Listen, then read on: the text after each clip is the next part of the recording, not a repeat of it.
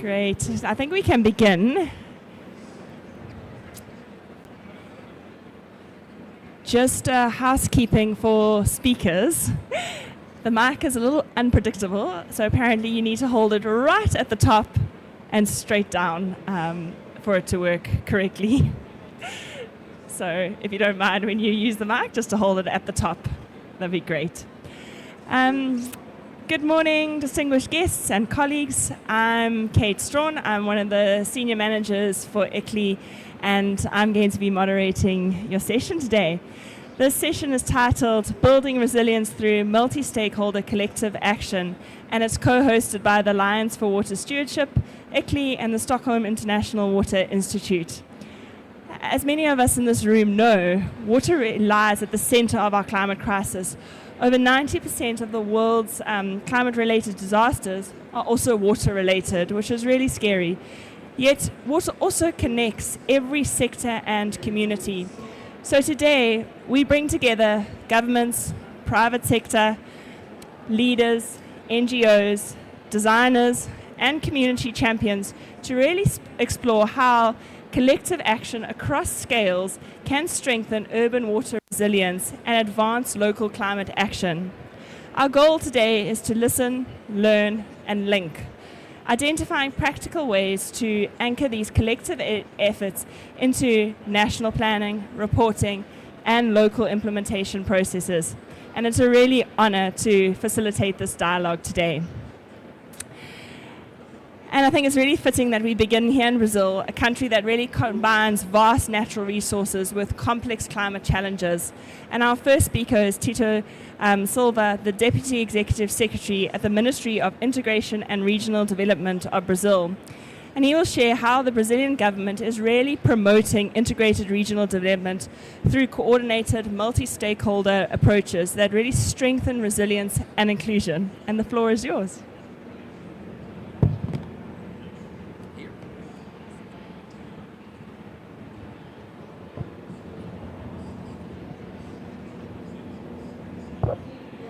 Hello, good morning everyone. Distinguished colleagues, it's an honor to join you today at the Water for Climate Pavilion for this dialogue on building resilience through multi-stakeholder collective action. The theme of this session reminds us of a fundamental truth. Water resilience cannot be achieved by any single sector alone. It demands coordinated efforts among governments at all levels, communities and private sector, working together to develop solutions that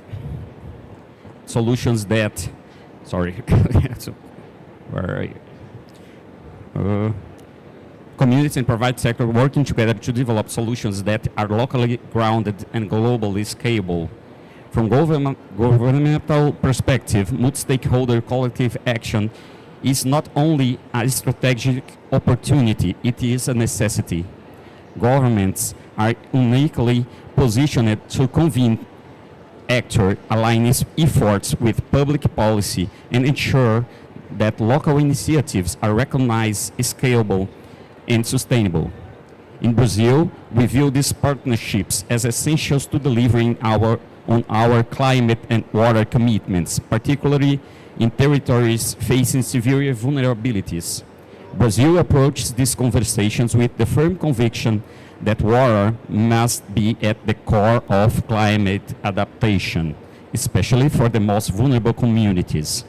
During COP30, we are advancing the acceleration plan entitled Ensuring Access to Safe Drinking Water for Vulnerable Communities, which seeks to strengthen decentralized, climate-resilient water supply system, restore freshwater ecosystems, and empower local governance structure. One of our partners in this acceleration plans is just the wet freshwater challenge here that Paula is here representing now today.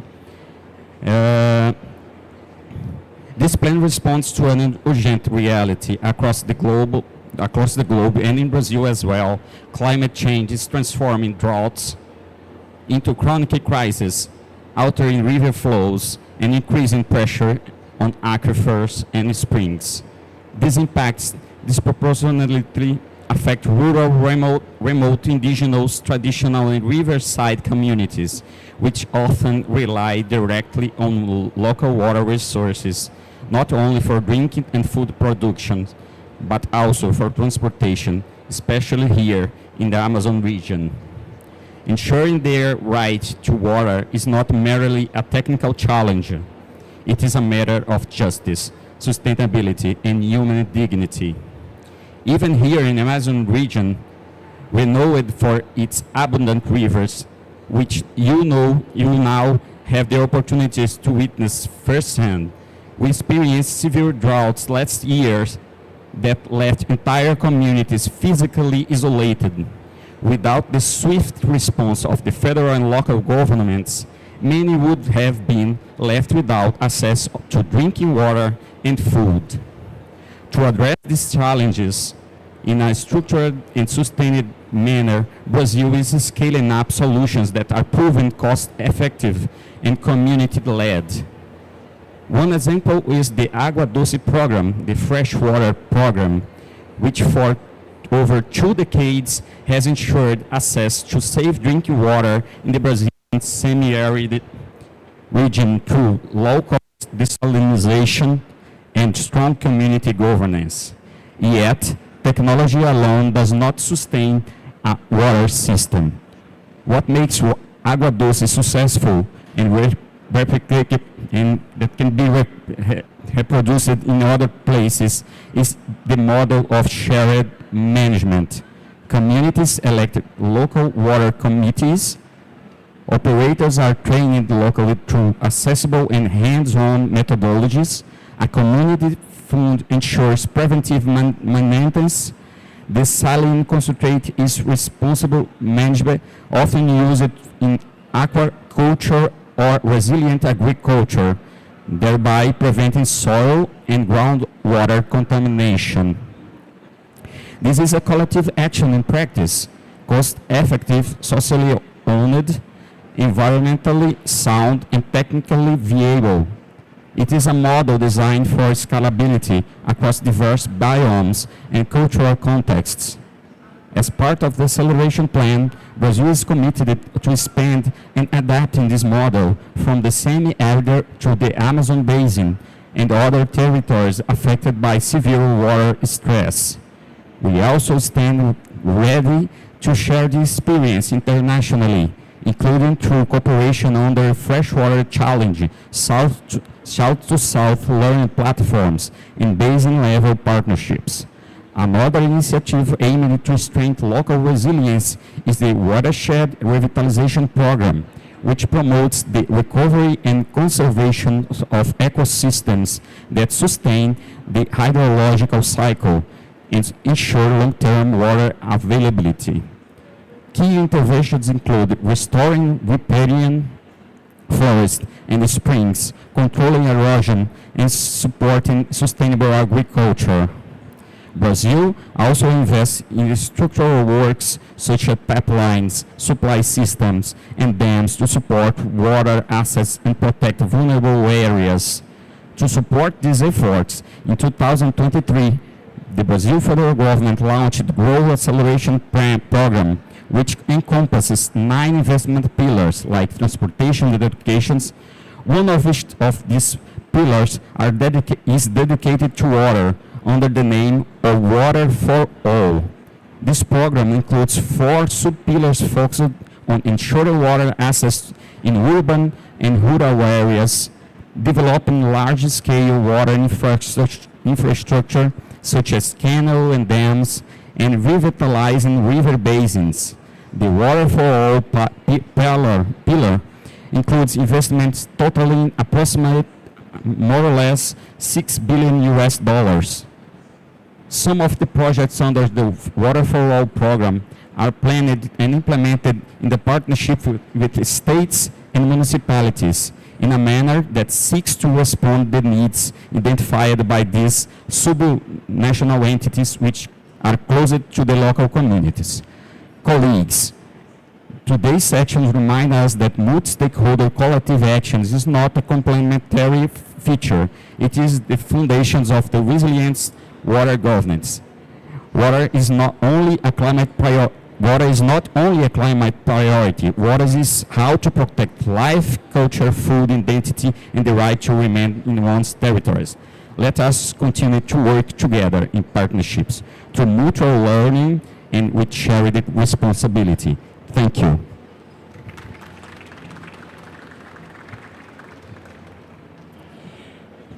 Thank you so much, Mr. Silva, for really showing us how aligning national and local priorities can turn collective action into a national resilience strategy, basically.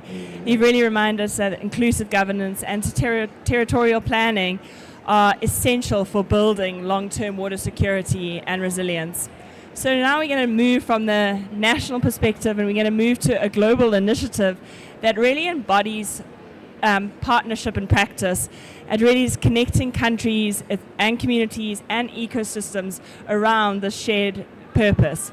So our next contribution comes from a global initiative that has taken remarkable shape in recent years, the Freshwater Challenge.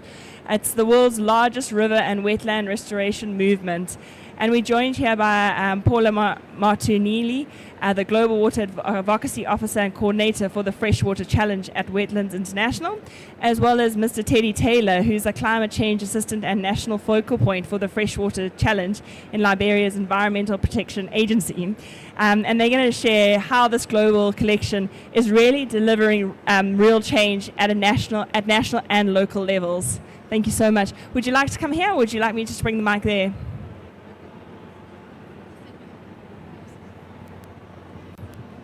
It's okay. Thanks, Helen. Hi, everyone. As Helen said, I'm Paola Martinelli. I work for Wetlands International, and I'm the Freshwater Challenge coordinator. No, my slide is not there, but so I'll start explaining what the Freshwater Challenge is before I give the floor to Teddy Taylor from Liberia, who is really one of our, great champions of the Freshwater Challenge. So this is a global voluntary initiative that is country-led, and it was launched at UN Water 2023 by 6 champion countries. And since then, so in the last 2.5 years, more or less, we really have seen, consistent momentum in the Freshwater Challenge, as well as quite some progress. So, for example, over the past 1.5 years, 2 years, we have now over 50 member countries. So from the 6 champion countries, we got to 54 country members, plus the European Union. And the latest countries to join just in the past 2 months was South Africa, Namibia, Madagascar, and Bangladesh. So really keeping the momentum, countries really showing their commitment to freshwater ecosystem restoration and protection. And what is the goal of the Freshwater Challenge? Is to accelerate, elevate, and substantiate the targets that countries have for their national freshwater protection and or restoration in their national strategies. So the overarching goal for the Freshwater Challenge is to restore 300,000 kilometers of degraded rivers and 350 million hectares of degraded wetlands, as well as conserve intact freshwater ecosystem. So that's the overarching goal. And one of the progress we have seen in the last years, as I mentioned, has been the Jeff Freshwater Challenge project. So the Freshwater Challenge was granted $5 million for the implementation of the Freshwater Challenge. And 3 countries have been selected as pilot countries for the implementation, which includes Brazil, Tanzania, and Cambodia. We also launched in June a Freshwater Challenge Business Supporter Program, so really trying to include different sectors, so including the private sector as well in the conversation with the countries that are members. And we have been joined in the Freshwater Challenge Business Supporter Program by JSK, IKEA, EDECA, and Reckitt. So we have for now these 4 multinational companies and more in the pipeline. The core supporters of the Freshwater Challenge, so I mentioned that is a country-driven initiative, but we have supporters which includes my organization, Wetlands International, WWF, IUCN, TNC, Conservation International, UNCCD, and the Ramsar Secretariat. So, and UNEP, I'm sorry, and UNEP. So we are 8 core partners really supporting countries to achieve their ambitions on freshwater ecosystem restoration. And we also expanded to supporting partners, which includes then FAO, BirdLife International, WWT, and IMI. So we have a really great group of organizations with a lot of expertise to support the countries to achieve their ambitions. So now I'll give the floor to Teddy. Thanks, Teddy. Thank you, Paula. Thank you, Paula, for having Liberia on board in this process. Liberia, over the period of time, have been able to include freshwater, the protection of freshwater ecosystem, into her nationally determined contribution that already been submitted to the UNFCCC. Was submitted in September, of this year, just before heading to Belém. And so it's important to know that the process was multi-sectorial. It involved a lot of people. We had stakeholder consultation to look at what are those areas in terms of the protection, the conservation of fresh water ecosystem that is critical. What would be the institutional enrichment, because we know that the different water-related policies and laws have been obsolete, and so it's important to bring it up to speed in contemporary time. And so we included different targets into our NDC. So we're looking at the restoration of degraded wetlands and basins in our country. We also want to strengthen governance for water and ecosystem management. We want to enhance community resilience through nature-based solution, and we want to make sure that we mainstream freshwater protection in national climate and development policy, because you cannot protect fresh water when they are not properly situated in different national policies and programs. So first thing we want to do is to make sure that we include it in our different programs, not just under the NDC, but the NDC is a stepping stone to make sure, yes, we have made this commitment on the international scene. How can we be able to domesticate our effort? And to domesticate our effort is firstly to be able to mainstream it into our different programs, climate-related and development-related programs and policy at the national level. We also want to make sure that, like I said previously, we want to make sure that we harmonize the entire water sector. So, as a note that our hydroelectric potential comes from a freshwater ecosystem, and so taking care of freshwater ecosystem, it doesn't only have environmental issues, but it also look at issue of development, because our hydroelectric potential lies within the freshwater ecosystem. So we are happy to be part of the Freshwater Challenge Initiative. Now that we have submitted our NDC, we can only crave the indulgence of our partners and those of you in the room to look in the direction of Liberia, because we are not only talking, we are actually working, and we have reduced words to action by making sure that we outline concrete targets in our NDC, and we want to make sure that they will not become just documents on paper that will be placed on the dusty sheets of history. We want to make sure they be actionable and be implemented to the fullest. So as we move toward implementation, I can crave all of you here to look in the direction of Liberia, and so that we can work together to implement the different targets in our NDC. Thank you.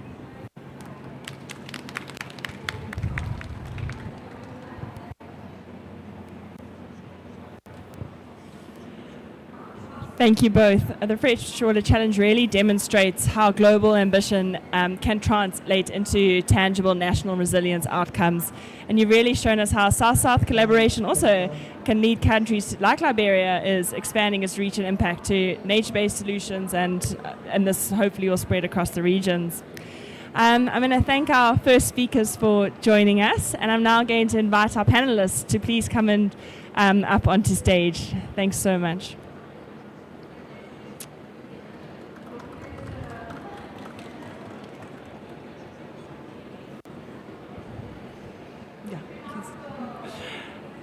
I don't know, I think some of you have slideshows, so if you would like to come up here, you're welcome. Otherwise, I can bring the mic down to you. But we've really now heard around how national leadership and global partnerships can work hand in hand. So we're now going to turn to this amazing panel and see what collective action looks like in practice across the different countries, sectors, and landscapes here today. Our first panelist is Miss Lucy Titalia. I don't know if I got that right. The Director for Climate Change and Meteorological Services at the Ministry of Environment and Climate Change in Malawi. And she is a climate scientist with over 20 years of experience in climatology and hydrometeorology. She will share lessons from the Blantyre Water Fund, an innovative public-private collaboration looking at addressing watershed degradation and securing sustainable water supplies. So thank you, Lucy. Would you like to come up here, or would you like to be seated?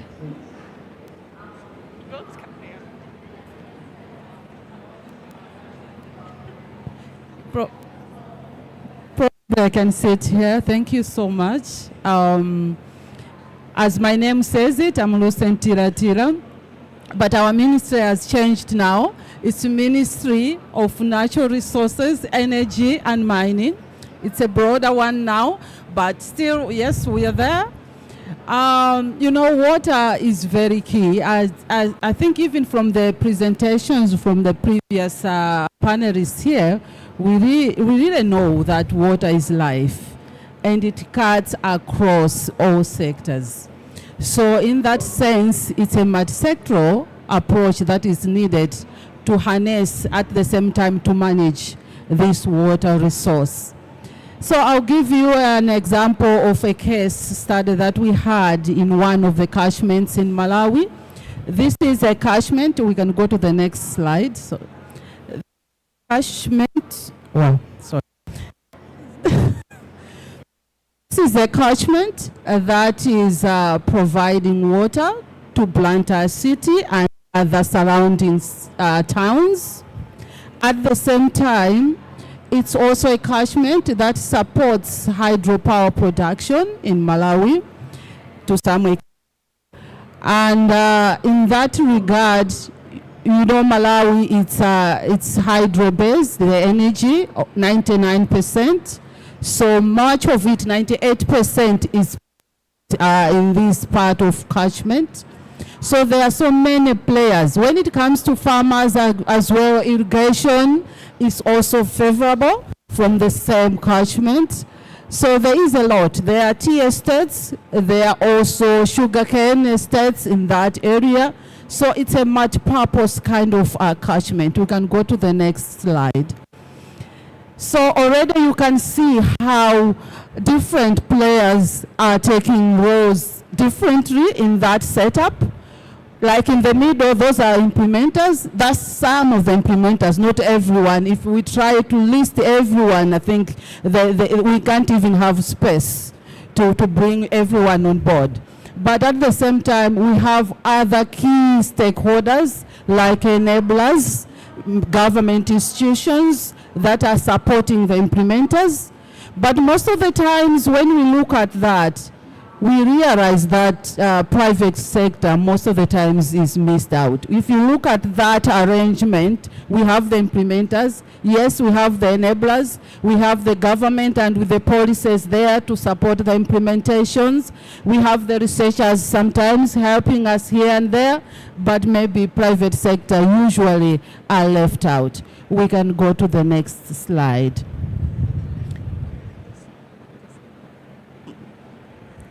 So yes, much as we have so many stakeholders there, we are still seeing a lot of challenges which are really escalating at a very rapid speed, which if we are not careful, we may find ourselves also losing this water resource that is very critical, because the issue of quantity and quality in water is very important. So we are seeing that there are all those challenges. There are so many players on the ground. How do we solve all these challenges that we are seeing? Of course, there are policies on the ground.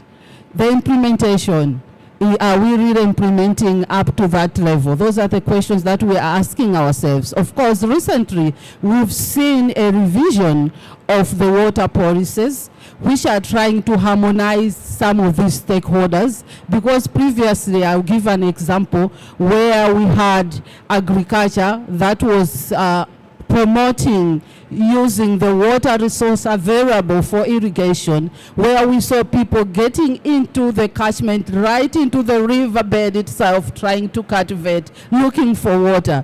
Yet the water policy was saying, no, we should leave a buffer of about 300 meters from the water. So there was that confliction, but now that has been resolved. What is remaining now is going to the implementation on how now we address that, because people are used that we can convert here. This is my land. But now the policy is saying, no, you should leave a buffer zone. You should not go up to the riverbed. But as we are trying to implement, we've seen also the establishment of the National Water Resource Authority that is there now to regulate the water management and water sharing in these catchments.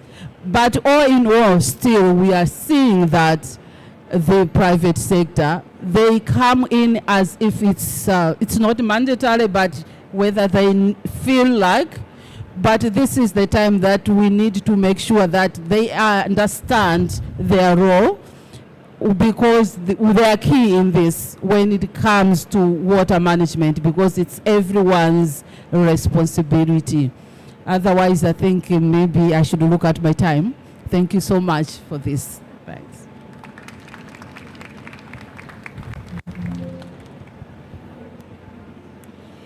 Thank you so much, Doctor. And I think you've really shown us how science, the private sector and communities really have potential to really align and deliver water security in the future.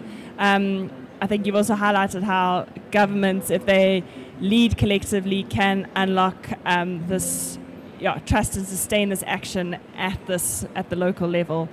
We're now going to move from Southern Africa and we're going to move to the west coast of the United States, where collaboration has long been part of the regional climate governance. And we have Supervisor Linda Hopkins, who's also the chair of the Regional Climate Protection Authority and holds a leadership role across multiple environmental agencies in the California Bay Area. And Linda, the Bay Area is well known for its collaborative governance culture in a way. And hoping that today you're going to share a little bit of lessons that around aligning diverse economic and institutional interests that around the shared water and climate priorities. Thank you so much.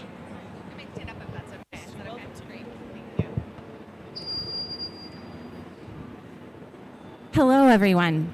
I'm really grateful to be here as not only the chair of the Regional Climate Protection Authority, but also the Bay Area Air District, whose staff fight each and every day to have clean air for the 7.5 million residents of California's Bay Area to breathe. But I think, honestly, more important, I'm here as a mom of 3 kids who I am missing right now as they are in California and I'm in Brazil, and they are 12 and they are 10 and they are 6. And I thank God every single day that they have clean air to breathe and clean water to drink, because that is not always the case. We have had wildfires that have made our skies orange, where you couldn't even see the sun in Northern California, where we all had to keep our children inside because if they were to go outside, it would risk exposing them to toxic chemicals and particulate matter that would harm their health. And I think it's really important to recognize that there are billions of people on this planet, and in fact, millions of people just in the state of California who do not have access to consistent clean drinking water or clean air to breathe. But what I'm going to talk to you about today is a little bit more hopeful, which is our North Coast Resource Partnership. And I think I can advance this slide. Let's see if that goes. So this is actually north of the Bay Area. This is actually a very rural portion of the state of California, where 50% of the people living in that area live below the poverty line. And I want you to know that that boundary does not follow political lines. It does not follow county lines. It does not follow city lines. It does not follow congressional district lines. It actually follows watersheds.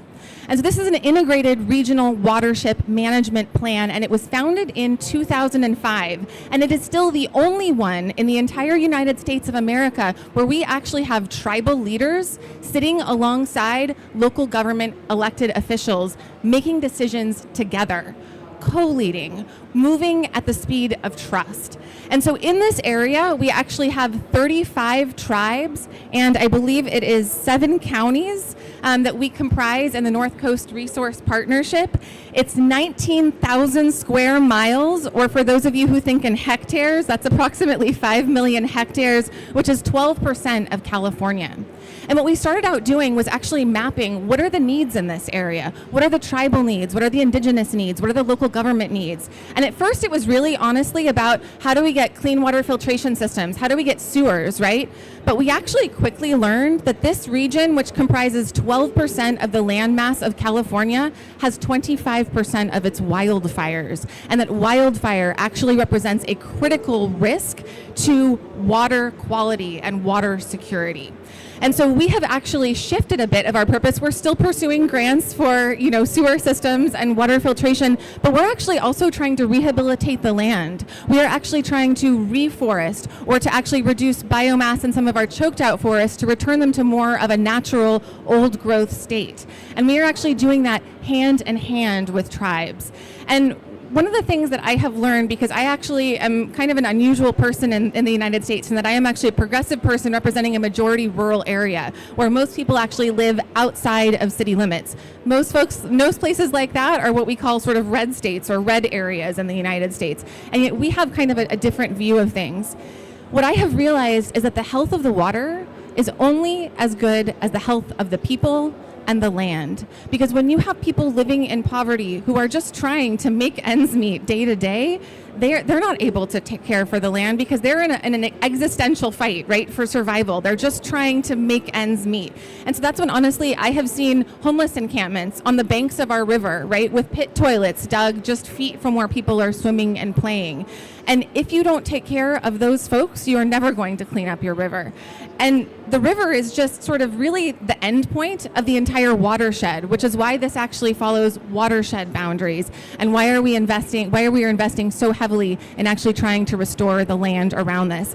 And the last thing that I will leave you with is that many of these rural counties and many of these tribes are, like many of the nations at this conference, under-resourced. And so we actually came together to provide technical assistance to pull in grants. So the bad news is that we have about a $3 billion list of projects that we would like to accomplish in this area. That's a lot of money we don't have. But we're actually at over $70 million in grants that we are accessing because we are actually providing that technical assistance. That person who's going to actually sit there and scan which grants are you eligible for, what foundations should you apply to, and then go through the paperwork and actually make that case. And the other thing that I want to mention is that when you come together as a coalition, you are much more likely to secure a grant. And when you are sitting down and presenting your story and you are sitting with a tribal chairman and a county supervisor and you are speaking with the same voice and you are unified in your message, that is actually how you can draw down further resources to your region to ultimately benefit the health of the water, the health of the land, and the health of your community. So thank you very much for the time today.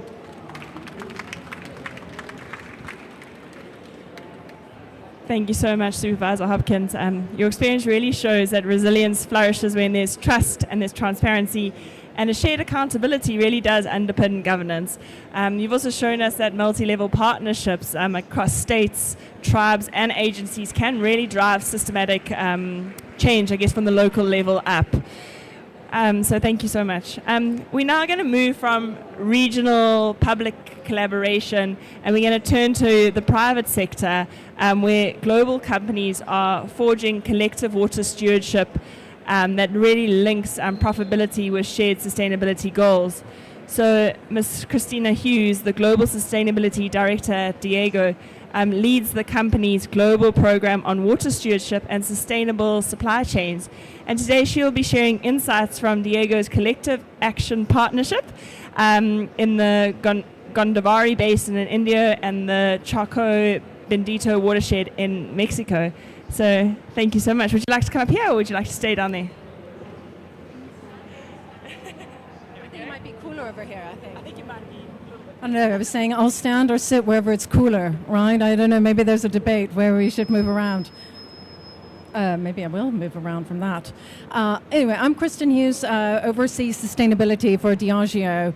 Water stewardship is by far and away the number one most critical impact for us, and because it's our most valued resource. For those of you who aren't familiar with Diageo, we make beautiful products like Johnny Walker, Guinness, Bailey's, and here, Ipioca. So for those of you who have had a caipirinha, it's probably made with one of our products, the Ipioca Delicious. But guess what? It needs water to make that beautiful product.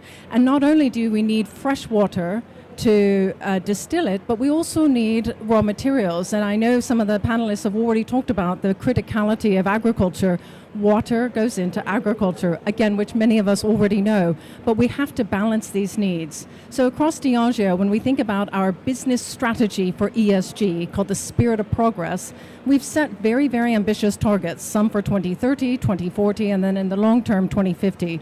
But we know that if we don't start building the progress and putting those blocks in place now, we won't get there in time for 2050. So what's beautiful about the shared collective and the collective action and the shared vision is we are in a lot of these basins. Thank you for naming two of them. So one, very critical to us, we're in 12 basins now around the world. We're aiming to get into 20 in the next 3 years. And to date, most of these basins were really focused for us as our own operations. So we have a commitment to give back and replenish just as much water we use or more. In Mexico, we're almost about to double the amount that we've given back. And this is actually, it's creating access to clean water, to potable water, just like we've done here in Fortaleza in northeast Brazil, supporting 4,000 in the community now to have access to clean water. So all that Ipioca that we make and the cachaça that you drink and the caipirinhas you'll enjoy this week, we're giving back water for every single bottle that we make, produce, and sell. And we're not doing that alone. So thinking about places like tequila in Mexico, we're working really, really closely with TNC, WWF, the whole community of Jalisco, including the mayor, the governor of Guadalajara, in order to ensure that we've got a collective engagement. We're not doing this alone. Water is a shared resource, so as valuable as it is for us, we know it's valuable for the people, we know it's valuable for planet, and it's absolutely critical for us to address when we think about climate change. I personally am so pleased that we've got a water pavilion in the middle of all these conversations, because as you walk around, there's a lot of discussion on carbon capture, on reducing our CO2 emissions, a little bit on agriculture, but just a tiny amount actually on water. And yet it is so critical for us if we are going to adapt and make ourselves resilient to climate change. So we are open for business, we welcome partnerships, and we are looking to work around the world where we operate, where we have third-party operators, and now we're starting to open up our... So thank you for, thanks for having me today, and thank you for the support.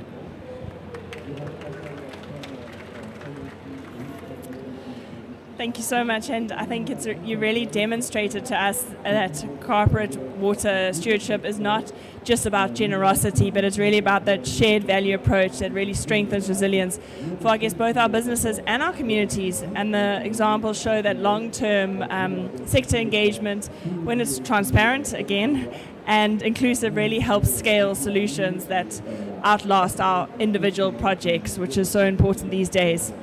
So now from corporate partnerships, we return to the institutional actors helping to connect the dots between civil society, policy frameworks, and implementations. And we're going to again turn to Paula from the Global Water who's the Global Water Advocacy Officer and Coordinator of the Freshwater Challenge.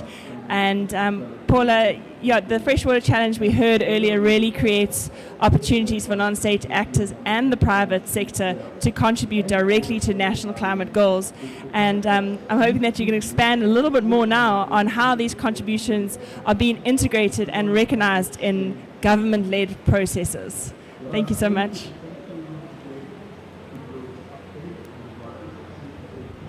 Thanks, Helen. So, as I mentioned, the Freshwater Challenge Business Supporter Program was launched in June, and since then we have been liaising with the companies just that joined, and we had one meeting to have some conversations about how to move forward. And the real role and opportunity, I would say, of the Freshwater Challenge in this context is it is a platform that countries can and companies can leverage to use and explore the potential of working more together. As you know, we had two examples here. So a lot of the countries we work with, even our organizations and NGOs, they have been working on water governance, and you mentioned, Lucy, that we are missing the private sector engagement. And on the other hand, our organizations are also working with a lot of the companies, as you mentioned, that TNC and WBF and the specific projects that you have. So the Freshwater Challenge, because we have the support of the Freshwater Challenge core partners, really provides a platform that can catalyze a bit this engagement and seeing where are the gaps. And that's the goal that we have in the Freshwater Challenge Business Supporter Program, is try to help and support all the actors that are involved in water management to fill in this gap and to support countries to really get to achieve that ambition, to have water for all, which is really what we want, to have healthy freshwater ecosystem, healthy wetlands that can actually support the way that we have been living and even improving and adapting to the issues that we have with climate change effects. So I think that's more or less where I can add my contribution on the support program. Thanks.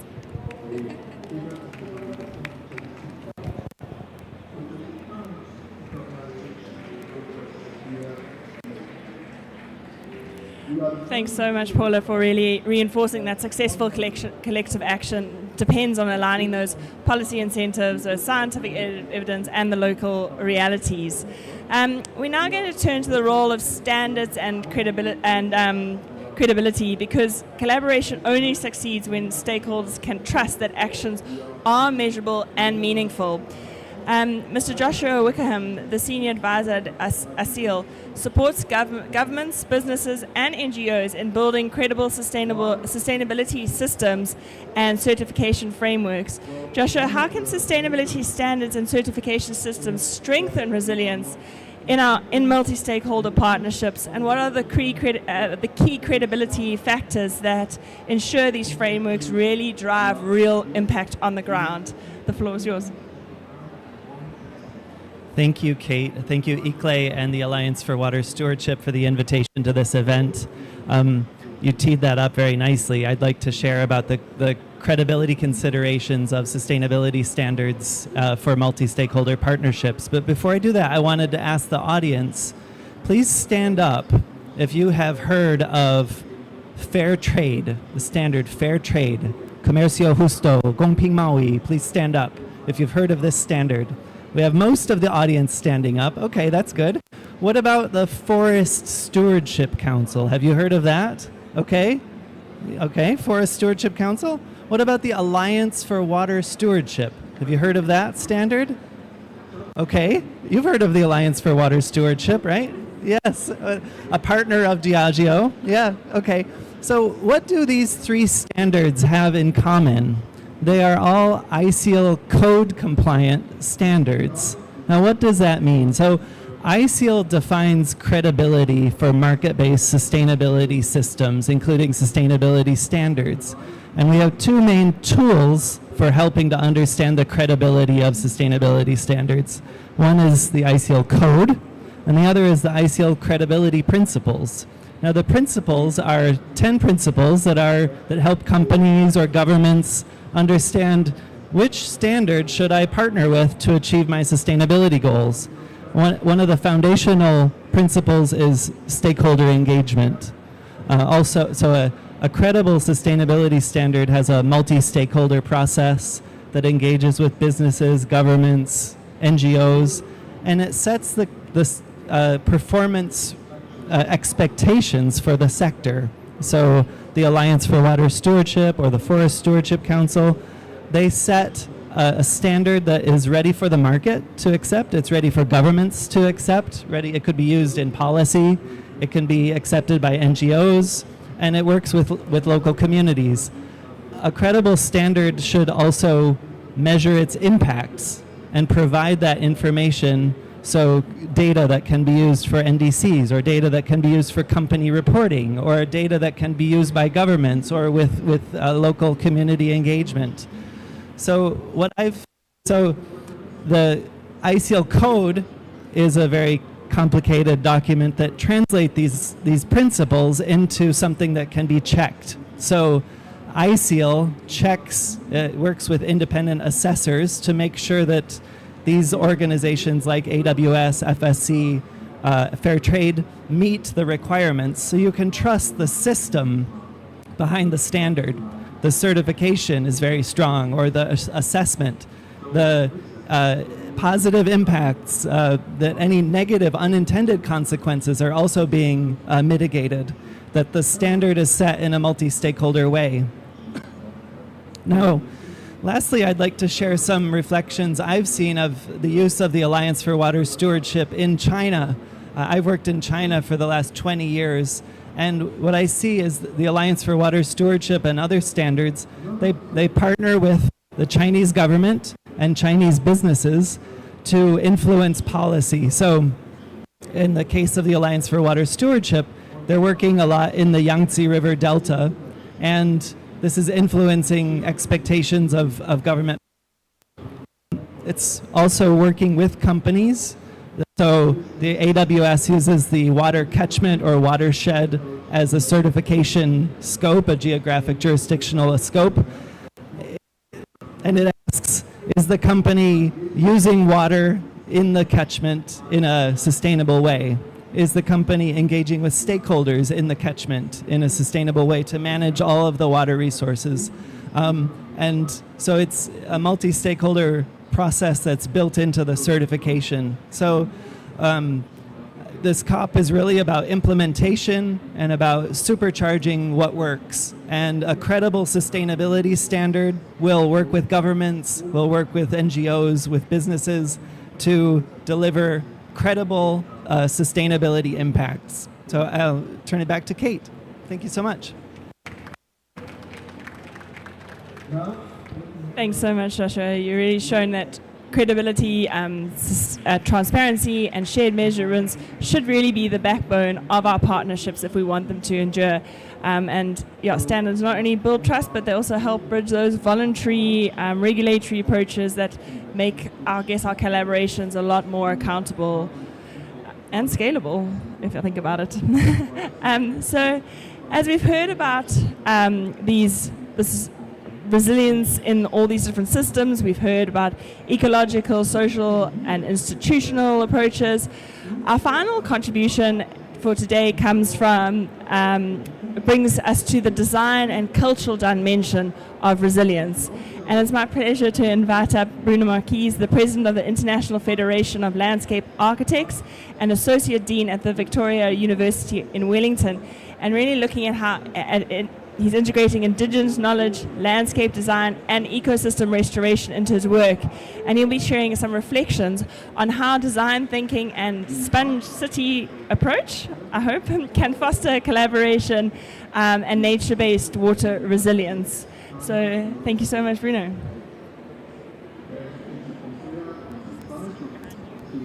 Hello, everyone. May I have my slides, please?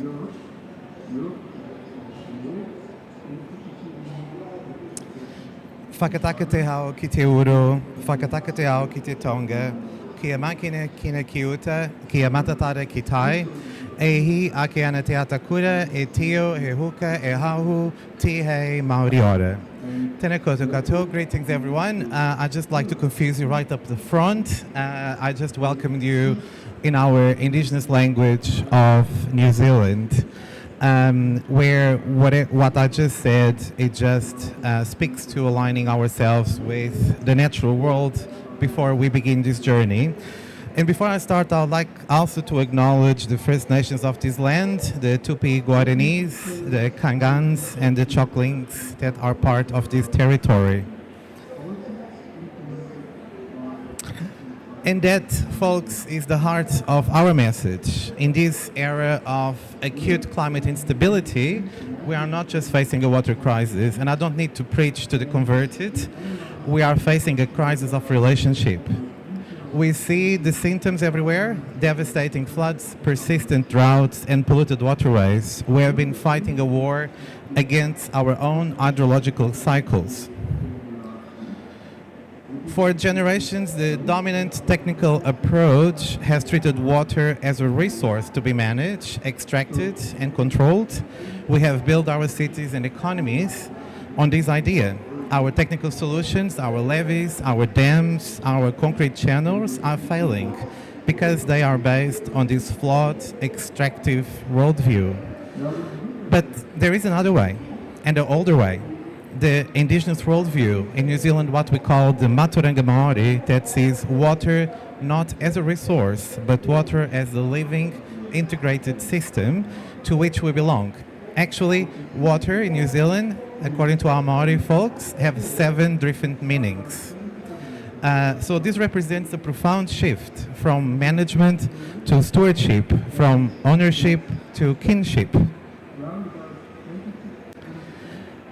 And this may sound very philosophical, but in Aotearoa, New Zealand, this is a law. This is the Wanganui River, Central North Island. After more than a century of struggle, the 2017 Te Awa Tupua Act granted the river a profound and unprecedented status, legal personhood. That river that you see there is a person. It's classified as a person in our legal system. So the law is built upon this central Maori proverb, ko au te awa, ko te awa ko au. This means I am the river and the river is me. And I really like the introduction made by California about engaging with the tribal leaders, because for the Wanganui tribe, this is not poetry. It is the literal truth. Their health is the river's health. If the river is sick, they are sick.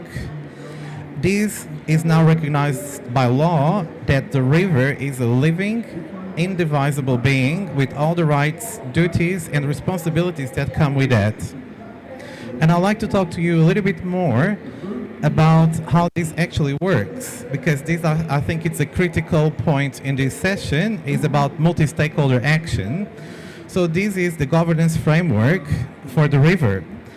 It established the Te Pou Tupua, the river's official guardians, one from the iwi or the tribe, and one from our crown, from our government. It goes even deeper, creating an integrated network of oversight. It established a key strategy group called the Te Kupuka, that you have there in the middle. This is the critical part. So the Te Kupa brings all stakeholders to the same table: tribes, local authorities, government departments, commercial users, recreational users, and environmental groups. And it's this multi-stakeholder body that has one legal mandate: to develop and monitor a strategy for the health and well-being of Te Awa Tupua, or the river. So here we are changing the question. The question is no longer how much can we take, but the question is what does the river need to be healthy? And this is a genuine stewardship action. So this profound place-based paradigm, seeing and stewarding systems as a whole, it's not just an indigenous concept. This is also the very own definition of landscape architecture. Our profession is the bridge between human systems and ecological systems. We are the designers who are trained to think at this scale, from the catchment to the continent. We design with nature, not against it, to create resilient, healthy, and just places. We are the ones who build the nature-based solutions that heal our ideological cycles. That's our bread and butter that we do as a profession. And this is not just a local practice, it's a global movement. As president of the Federation of Landscape Architects, I represent the global voice of this profession across 82 countries and more than 100,000 professionals worldwide. So at IFLA, we provide the platform for this collective action. We are the primary global body advocating for landscape-led design, and we have made water security a cornerstone of our agenda. Our 19 global working programs are our Who to Call network. This is organized around a global capacity of 600 experts ready to be deployed when you need specialists in urban biodiversity, in water security, in climate action. And among these, we have the IFLA Water Security and Management Program. Is our commitment to bring these solutions to every community and to everyone around the world. And this program, that should be a beautiful slide showing you a sponge city. Just imagine this beautiful wetland catchment area in a city. So what I want to talk to you is that this is also connected to a sponge concept, and this links back to the idea, or the indigenous idea of I am the river. So the sponge city, you have heard about that, is a cornerstone of the UN Habitat Agenda. Does what the Wanganui tribe have always known. It works with the water cycle. It uses nature-based solutions to observe, store, and cleanse water, mitigating floods and enhancing biodiversity. So IFLA is championing the scaling of this idea from sponge catchment to sponge city, but ultimately to a sponge planet, to honor the memory of Professor Conjunyan Yu, who unfortunately passed away in September in Brazil in a tragic flight accident in the Pantanal areas. So this global scale work is not something that IFLA does in isolation. Achieving this requires the same level of multi-stakeholder collaboration that we saw in the example of New Zealand, but at the global stage. Our work is only possible because we work directly with partners like the World Bank, the UN Environment Program, the UN Habitat, the WHO, but also with our allied professions like the planners and the architects. This is how we embed the landscape-led solutions into the highest levels of global policy, and it's good to see other key players here in this panel because we definitely would like to extend this discussion with all of you. So the true water resilience, therefore, lies at this intersection. It is the integration of the profound place-based stewardship models of indigenous communities with the innovative systems-level design of landscape architecture. And I think that this integration is the framework for the collective action we so urgently need. So as we call this COP of the implementation, I think it's time to move beyond the failed worldview of simply managing resources. It's time to begin together to be the stewards of the land and the water. And I will urge you to scan that QR code to read our COP30 policy statement, which will provide you with a more in-depth overview of what we are doing to save our planet. So I will just wrap up the same way I started, with a prayer or a karakia to acknowledge and protect the knowledge we shared here today. And you can see the beautiful landscapes of New Zealand, which are very water-based. Unuhia, unuhia, unuhia ki te urutapunui, ki a watea, ki a mama, te nakau, te tinana, te wairua i te ara takata. Huie, tai kie. Thank you so much. And I would, again, that slide's not appearing, but you can, of course, find us on social media and on our website. Thank you, Kate.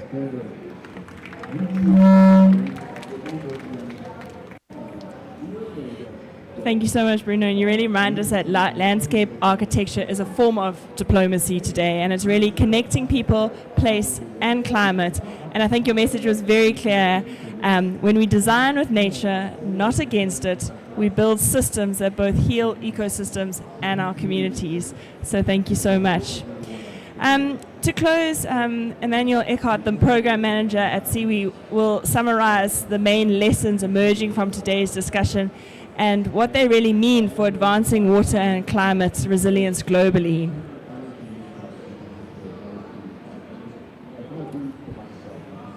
Thank you so much, Kate, and thank you also for our fantastic speakers, and apologies for the technological hiccups.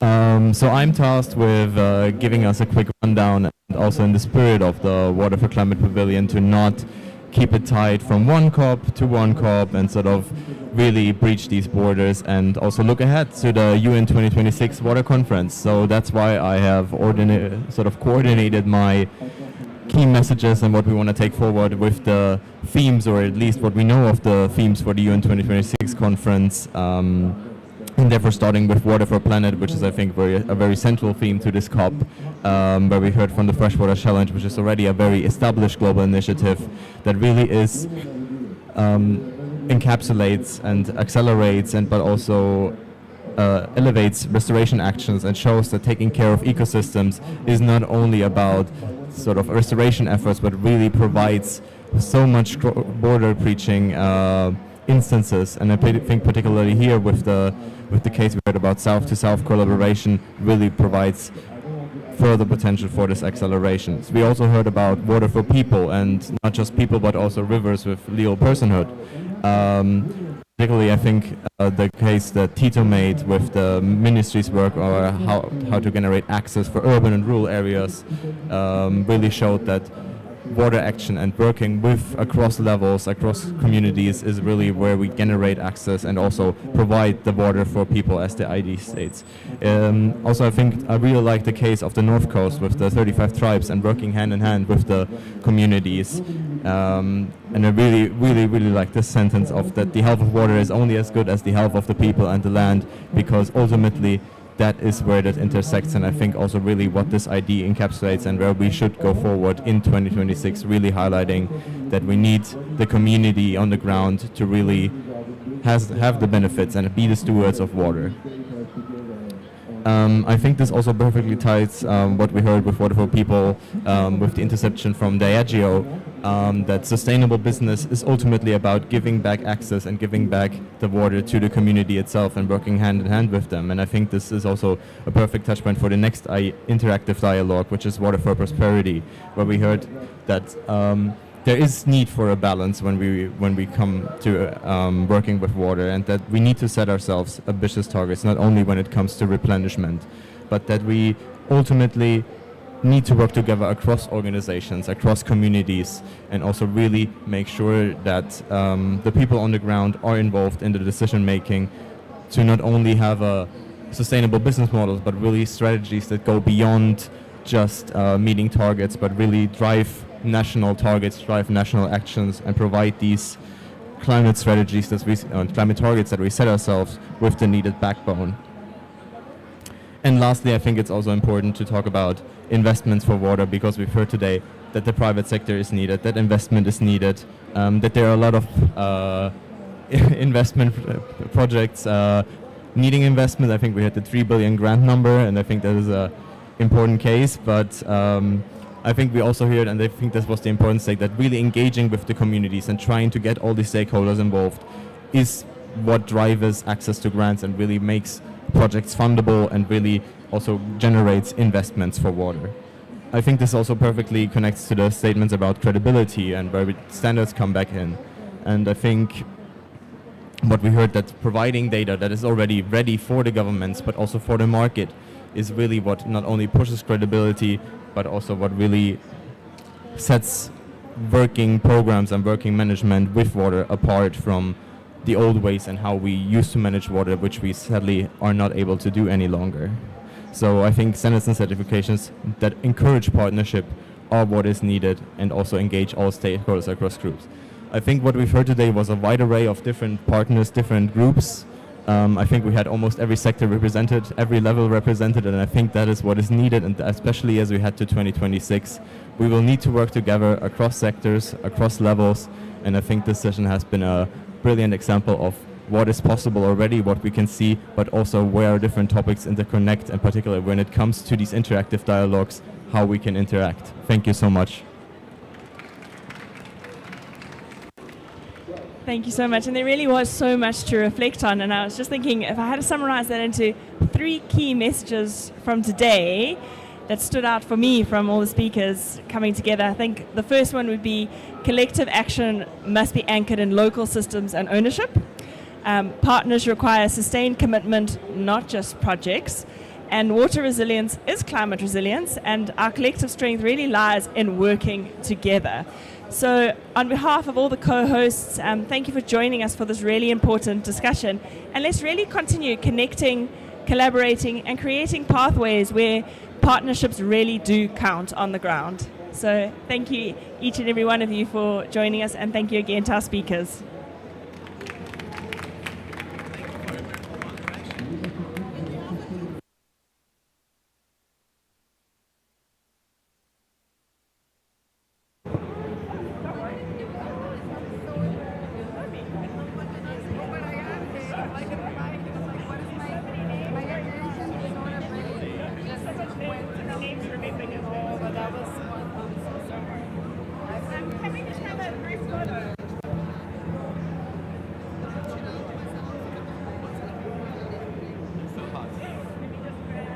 Parliament.